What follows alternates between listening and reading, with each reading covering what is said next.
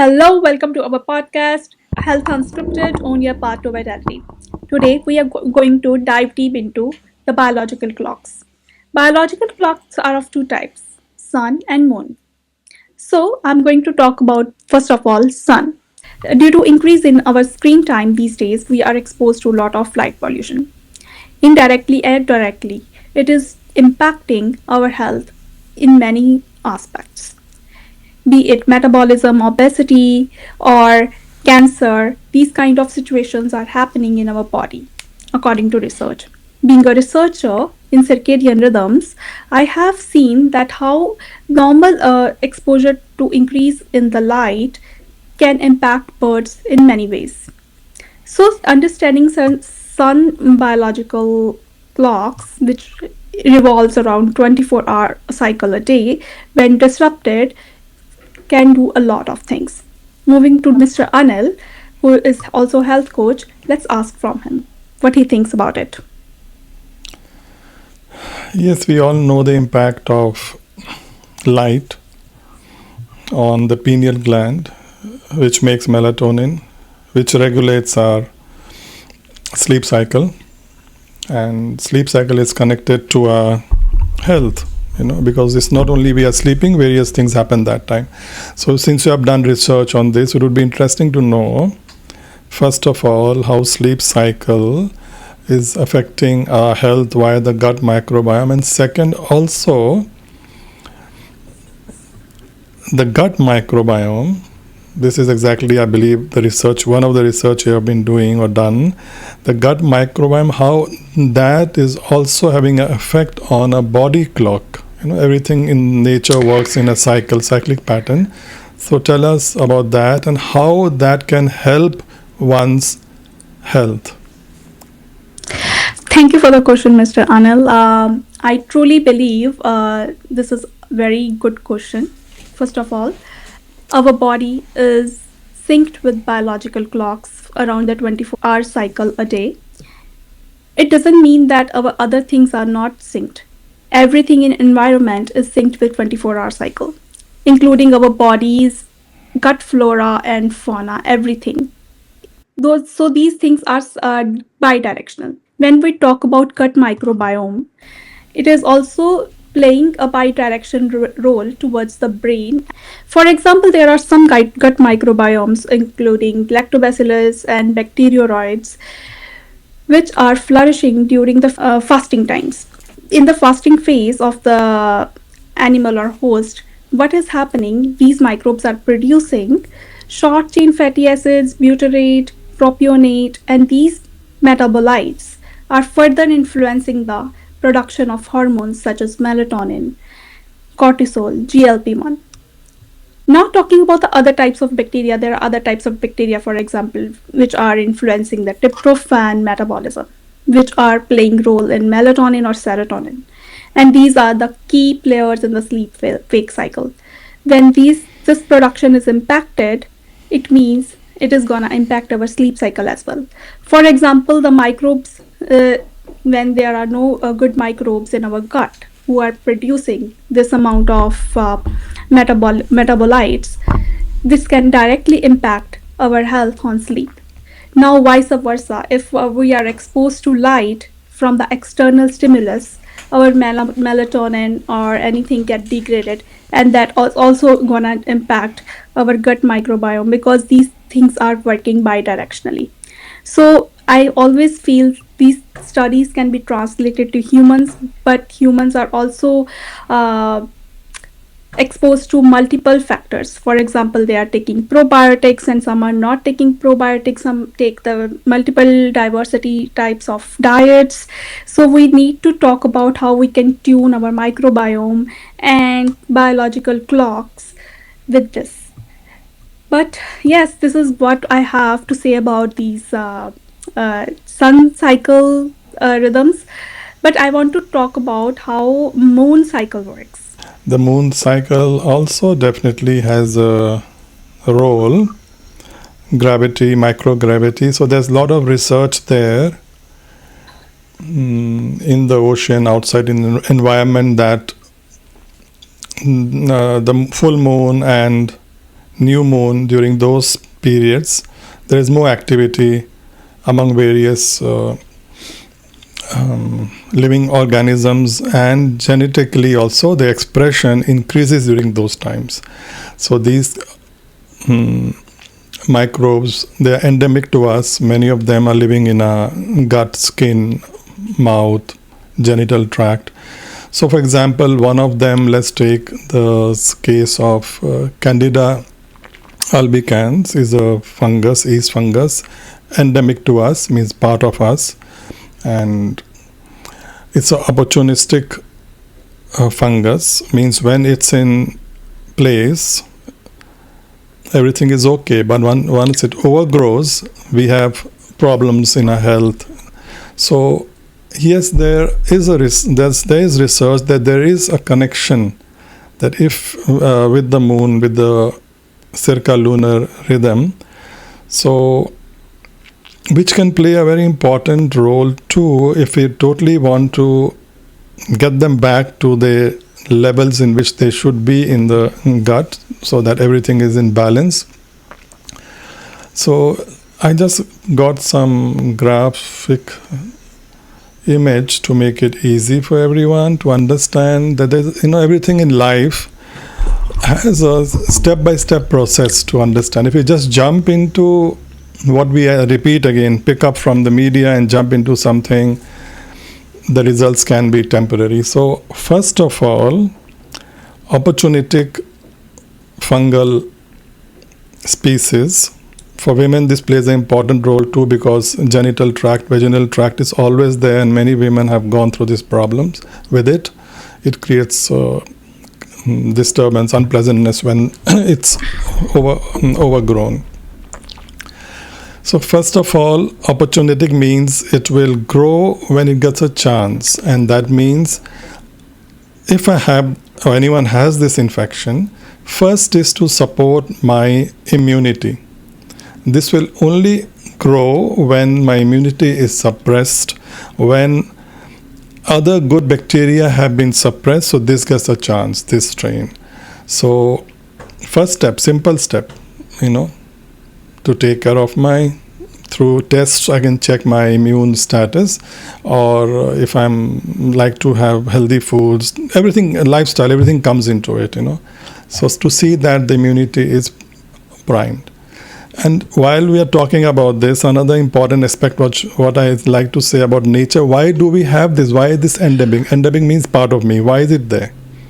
First of all, maybe it's there to keep my immune system primed, so that I don't overgrow, There's a lot of research on this. That could be one of them. Maybe to keep the other bad strains also, because it also helps when this is present in the numbers, what it should be present, other bad strains can't outgrow.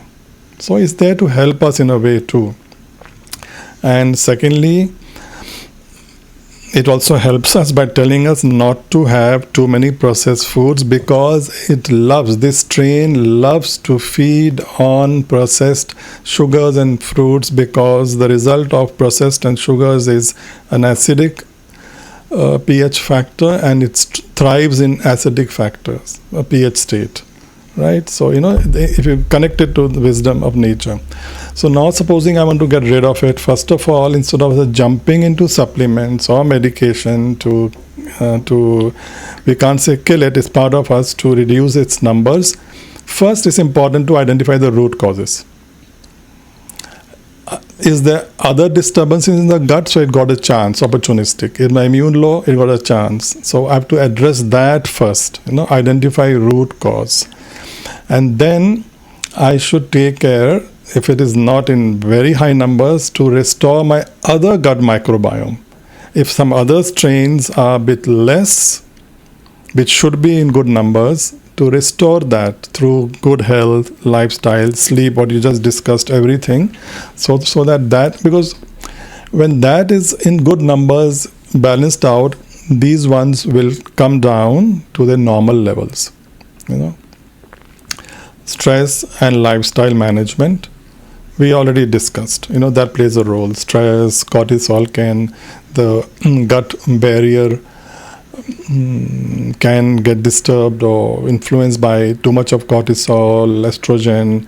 So all that has to be addressed. Then only I should step into having there are very targeted supplements to suppress it down, because it can make biofilms, something around it, which even normal medication or normal supplements can't break that to get close to it. Right? So there are supplements targeted, when to have, how to have, and these are very, with women who have these problems, they will know this recurrent. It keeps coming back. It keeps coming back because it's a part of us. So it outgrows when my other things go out of balance, right? So then I go into targeted overgrowth, and it has to be cyclic. Like, let's say I take the supplements for 2 months or a month, then I give a gap, then again I have to take it. And today's what we are talking, circulunar influence, means the moon cycle. As I said, that there is research, is carrying on still the research, that during those phases, gut microbiome or microbes, they express more, genetic expression increases, so they become more maybe virulent or strong. So definitely a person who is having recurrent situation, it keeps coming back, going and coming back, they should make sure that if they are on some medication, supplementation or lifestyle improvement, they should not miss out during full moon and new moon, because that's the time when they are more aggressive. That's the connection I wanted to bring together, because we want to take everything into account. Good health is equal to everything in account, not reduction is not only one thing. So that's where that influence comes in. And in my description, I will put that reference where this research has been carrying on for quite some time. It's still on the research, right? And then we move on to, once we have, let's say, tackled it, got it back to numbers where it's now not disturbing me, helping me. So then we come to prevent it from recurring, and which is what I just spoke, everything. All has to be taken into account. And also, women may notice that during the menstrual cycle, they tend to have a tendency of having this again, recurring it, because again, estrogen also has a connection with cortisol, insulin, more sugar, acidic state, and they thrive in acidic state. And of course, if I'm having cravings just doesn't mean candida, but if someone is already suffering from gut microbiome, bloating, gas, acidity, and maybe you can do tests to see that if it's there. The gut microbiome tests are available to see. One can see it there, gut stool test. So definitely then they have to avoid sugar and processed foods. So it combines everything what we put there. And repeating once again, the circulunar influence around that time, not to be careless and miss out on your lifestyle or your supplements or whatever your practitioner has told you, that it can get more aggressive. I hope I was clear, and we were clear today with the theme of the light and gravity, because we are with circulunar influence, and the pull on tides on water is very clear. So our body is also having water inside. We know the tides rise during new moon and full moon. So that connection, we wanted to say that how everything is interconnected in our planet, our world. Right. So I pass it on to you, Mridula. Yeah, so how we can address these infections? So you said there are supplements. So is there any supplements you say like we should take? I just told you that lifestyle, everything counts. First is lifestyle, then is diet, then comes, you can go to your practitioner And there are supplements, targeted supplements. First of all, immunity has to be healthy. Your gut has to be in balance. They could be causing the problem, or they could be the result of the maybe I've developed food allergies over the years. I've not taken care. If you go to the first episode we have done, episode 1, if you have not taken care of gut and having those symptoms and I'm not bothering, they get a chance to grow.